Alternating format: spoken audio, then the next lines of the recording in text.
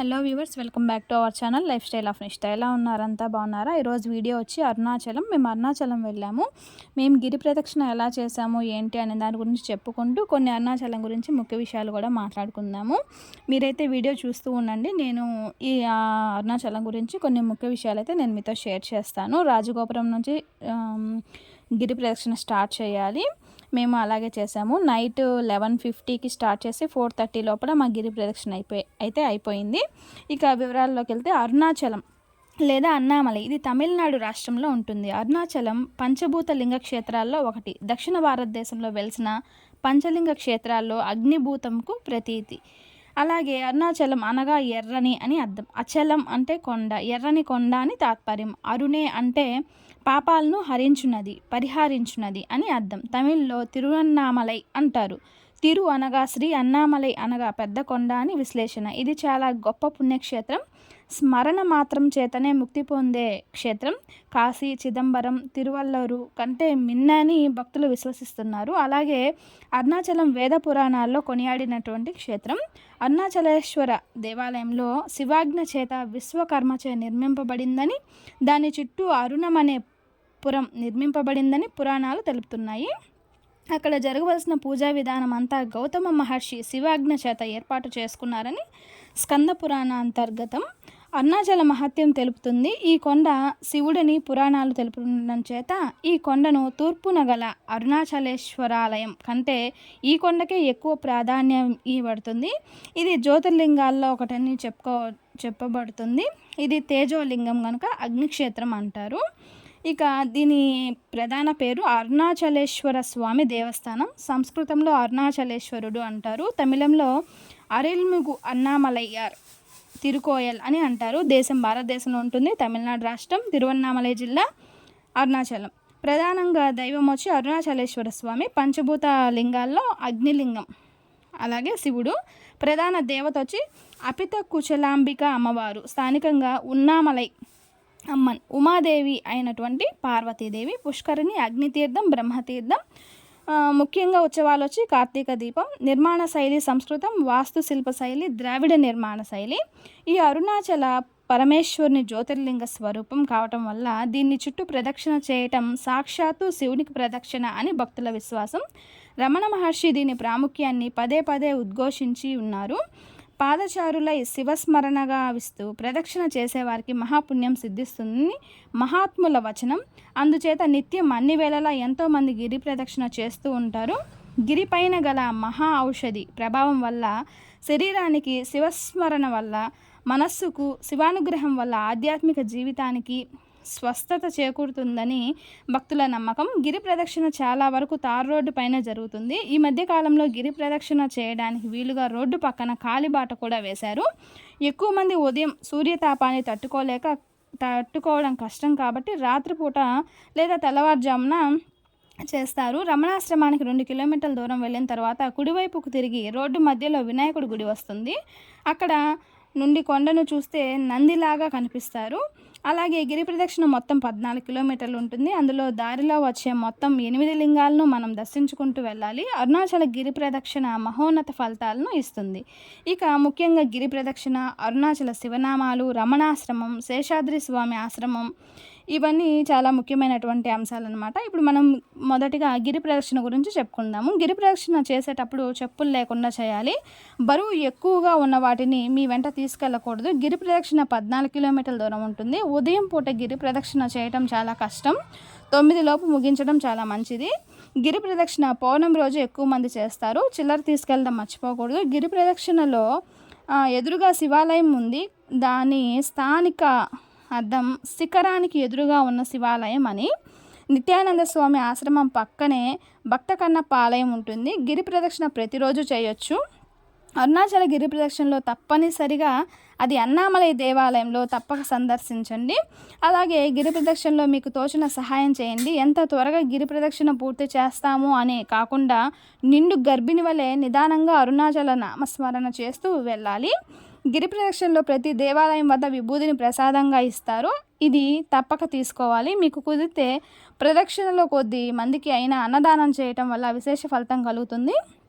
అలాగే గిరి ప్రదక్షిణ మొదలు పెట్టడానికి ముందు తప్పనిసరిగా రాజగోపురం ముందు ఒక దీపం పెట్టి మనసులో స్వామి నాకు ఏది ఇస్తే నేను ఆనందంగా ఉంటానో నాకు అది ప్రసాదించు అని కోరుకొని బయలుదేరండి. గిరి ప్రదక్షిణ మొత్తం శివనామ స్మరణ చేస్తూ వెళ్ళండి.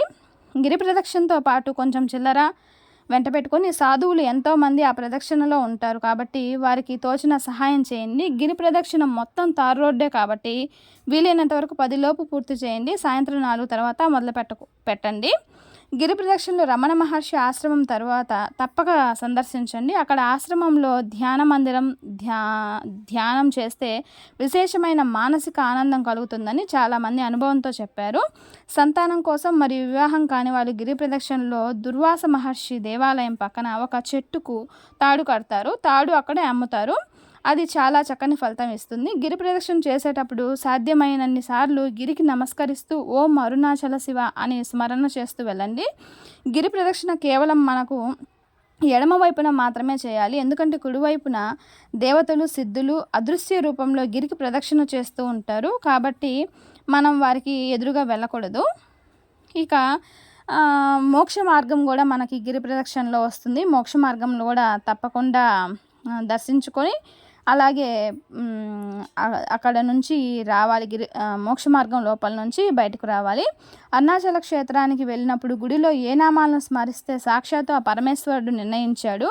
ఆ నామాలను గౌతమ్ మహర్షి ఉపదేశించారు మనకి. అరుణాచల క్షేత్రానికి వెళ్ళినప్పుడు గుడిలో లేదా గిరి ప్రదక్షిణలో ఈ నామాలతో పరమేశ్వరునికి ప్రార్థన చేస్తే స్వామి ఎంతో ప్రీతి చెందుతాడు. ఇవి మొత్తం 89 నామాలు ఉన్నాయి.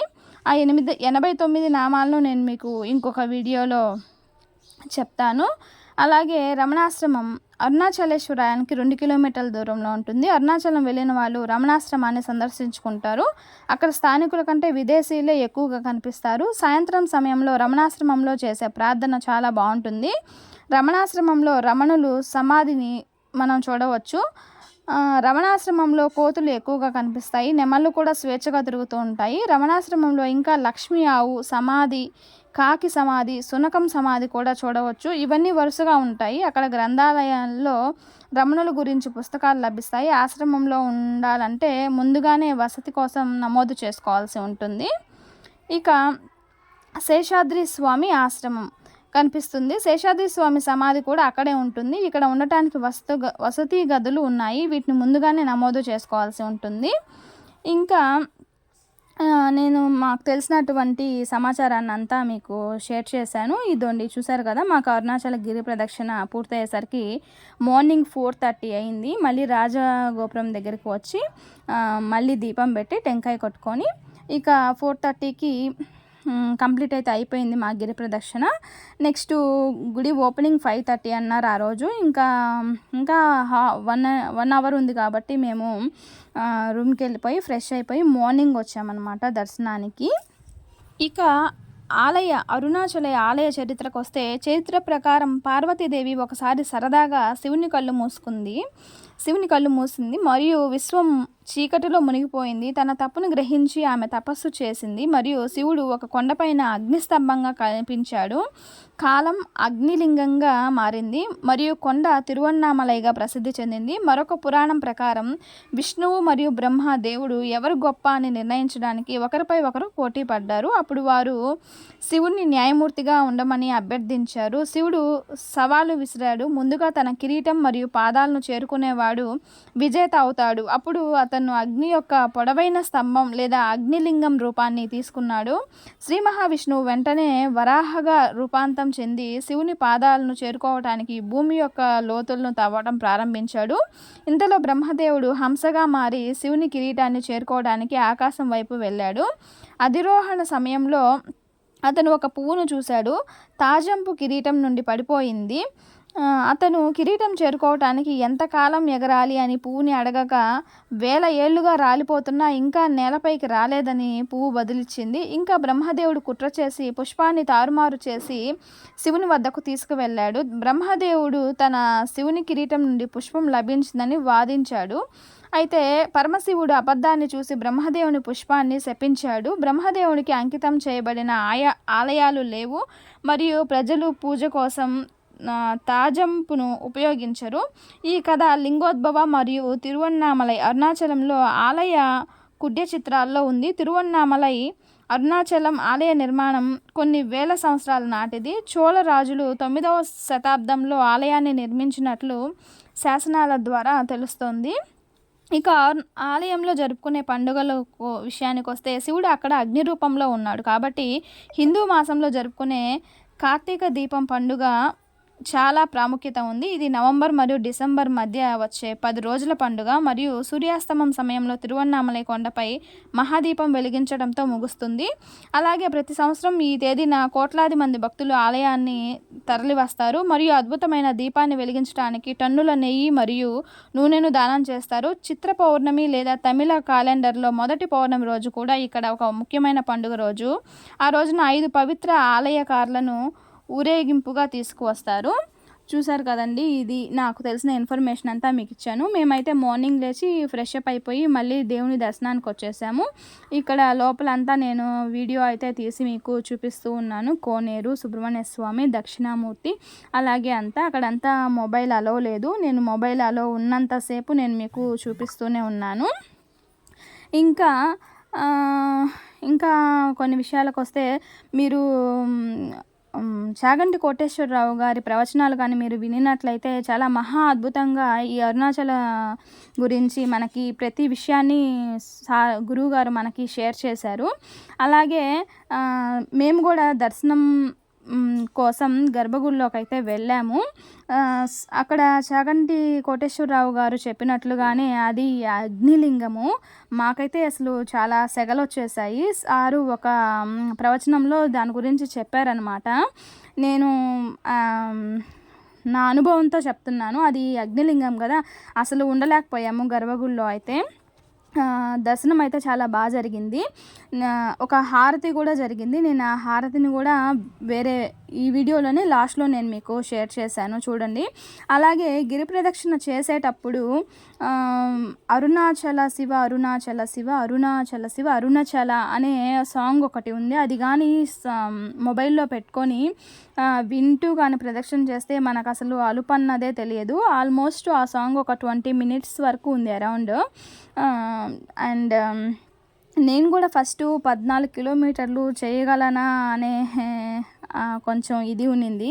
కానీ ఎలా చేసామో అక్కడికి వెళ్ళడం వరకే మన చేతుల్లో ఉందన్నమాట. వెళ్ళిన తర్వాత అంతా ఆ శివయ్య చూసుకుంటాడు. అసలు ఎక్కడ నుంచి ఓపిక ఇస్తాడో అనేది కూడా గురువుగారు చెప్పినట్టుగా అతనే, ఆ స్వామి మనల్ని ముందుకు నెట్టుకుంటూ తీసుకొని వెళ్ళిపోతాడు. ఎలాంటి ఆయాసం కానీ అలసట కానీ ఏమీ ఉండదు. అసలు చాలా ముసలి వాళ్ళు కూడా గిరి ప్రదక్షిణ చేస్తూ ఉన్నారు. వాళ్ళని చూసిన తర్వాత నాకైతే అనిపించింది, వాళ్ళే ఆ ఏజ్లో చేసినప్పుడు మనం చేయలేమా, మనం చేయకూడదా? అంటే ఆ స్వామి మనకి ఏదో ఒక రూపంలో మనకి ప్రోత్సహిస్తూ ఉంటాడనమాట. అండ్ అయితే మాత్రం గిరి ప్రదక్షిణ చేయడానికి మాత్రం రైట్ టైం మాత్రం నైటేనండి. మార్నింగే గిరి ప్రదక్షిణ చేసి దర్శనానికి వెళ్ళాలంటే మాత్రం కొంచెం ఇబ్బంది అవుతుంది. కాబట్టి వీలైనంత వరకు నైటే గిరి ప్రదక్షిణ చేసుకోవాలి. మేమైతే చెప్పాను కదండి, ఇంత చెప్పినట్టుగా 11:50కి స్టార్ట్ చేసి 4:30 కల్లా అయిపోయింది. అరౌండ్ ఒక 5 hours. మీరు కూడా అలాగే చేయండి, మీకు చాలా ఈజీగా ఉంటుంది. అండ్ ఇంకా నాకు తెలిసిన డీటెయిల్స్ అన్నీ అయితే చెప్పేశాను. అలాగే గర్భగుడిలో స్వామివారి గుడిలో మాత్రమే కాదండి, నాకు అమ్మవారి గుడిలో కూడా నాకు అలాగే సెగలుగా అలాగా అనిపించింది. బయట అయితే చాలా కూల్గా ఉంది వెదరు, అసలు చాలా చలి పుట్టింది మాకైతే. కానీ గర్భగుడిలో మాత్రం సెగలు వచ్చేసిందండి. మనమైతే ఎక్కువసేపు అయితే ఉండలేము.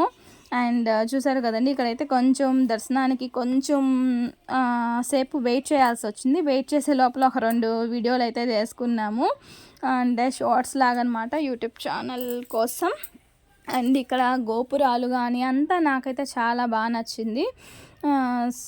చాగంటి కోటేశ్వరరావు గారు చెప్పినట్లుగా మనిషి జన్మ ఎత్తిన తర్వాత ఒక్కసారైనా గిరి ప్రదక్షిణ చేయకపోతే మాత్రం ఆ జన్మ అనేదే దానికే విలువ ఉండదని నా యొక్క ఉద్దేశం కూడా.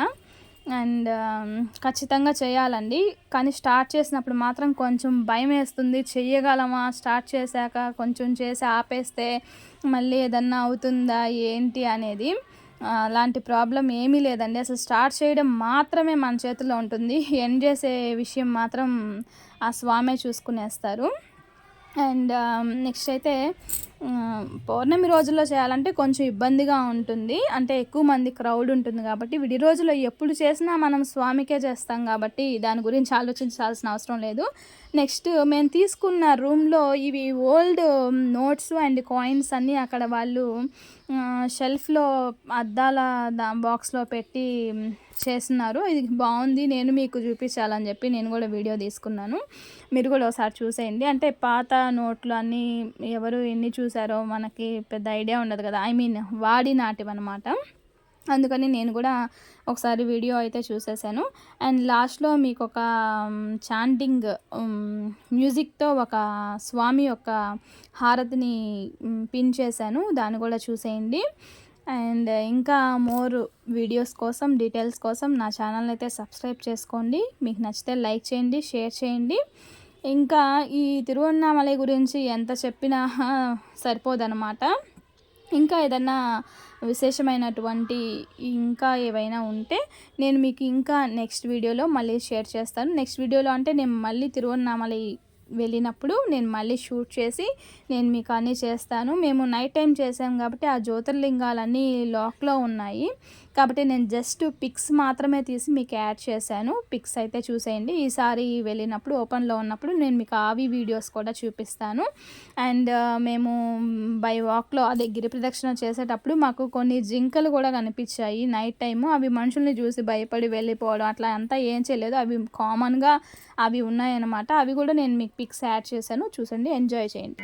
Arunachal Shiva Arunachala Shiva Arunachala Shiva Arunachala Arunachala Shiva Arunachala Shiva Arunachala Shiva Arunachala Arunachala Shiva Arunachala Shiva Arunachala Shiva Arunachala Arunachala Shiva Arunachala Shiva Arunachala Shiva Arunachala Arunachala Shiva Arunachala Shiva Arunachala Shiva Arunachala Arunachala Shiva thanks for the watching. Next వీడియోలో మళ్ళీ కలుద్దాము. అంతవరకు నమస్తే. Don't forget the subscribe.